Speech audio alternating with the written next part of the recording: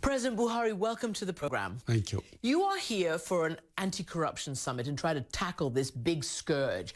Of course, it's been overshadowed by what the Prime Minister said to the Queen about your country in Afghanistan, calling you fantastically corrupt. What is your reaction to that? Well, I think he's been honest about it. He is talking about what he knows about the two of us, Afghanistan and Nigeria. And by what we are doing in Nigeria by the day, I don't think you can fault him. I hope he did not address the press. He said it privately and somehow you got to know it. That's true. He said it privately. He didn't think that it was going to be broadcast, but it was. And you are being very blunt and very honest yourself by saying that he was right. And you told me, Mr. President, during your campaign that we have to kill corruption or else corruption will kill Nigeria. How are you doing? Are you making any inroads? Yes, we are. And those that are following the developments see it. Nigerians now are acutely aware that what we were saying during our campaigns, there was no exaggeration. And a few instances where $2.1 billion. Billion, not $1 million, were voted for military hardware and software for the operations against Boko Haram. Those responsible sat down as if they were going to have lunch or dinner and shared it and put it in their accounts. You're kidding. The money that you designated to fight your major terrorist group, Boko Haram, they put it in their pockets? Yes. And what do you do with these people who do that? Did they heads roll in terms of losing their jobs, getting fired? Well, most of them are now behind the bars. We are getting the documents corrected in a way so that we can secure a successful prosecution.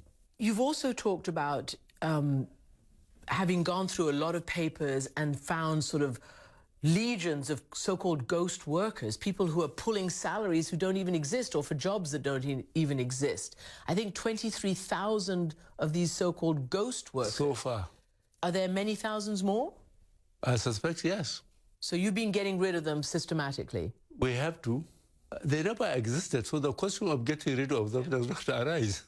All we are doing, those who have been signing those vouchers and pocketing the money will have to return it. It's a question of for how long have they been doing it and for how many. I mean, you obviously knew that this corruption was a major problem because you took it as your main plank and platform during your campaign. Since becoming president, are you more shocked or less shocked by the extent of corruption that's crippled so many of the structures and infrastructure of Nigeria over the years?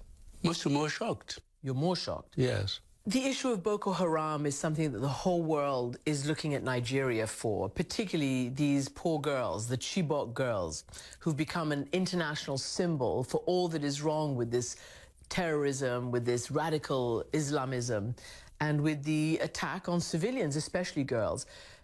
Give me a status report of your promise that you would have defeated Boko Haram, you know, by the first year of your presidency. Well, those following us closely will know that when we came in, Boko Haram was holding at least 14 out of 774 local governments in Nigeria. They fixed their flag and called it some sort of republic, caliphate of some sort. But now, you ask people of that state, Borno, Boko Haram is not holding any particular local government. But what they are doing, they have gone down to technology, improvised explosive devices for soft targets, churches, mosques, marketplaces, motor parks, and just killed people en masse. This is what they are doing. So they are rapidly alienating themselves to the public. These girls are still captive, many of them. Your government received a proof of life video for about 15 of them earlier this year. CNN, our colleague Nema El-Bagir, who was in Nigeria, got a hold of this video. She was shown it. And she then showed it to the families. And this was the first they had seen of proof of life of their lovely girls, of their missing girls. Why did it take our colleague to have to show the families? Why didn't the government share this information with them? I haven't seen that video.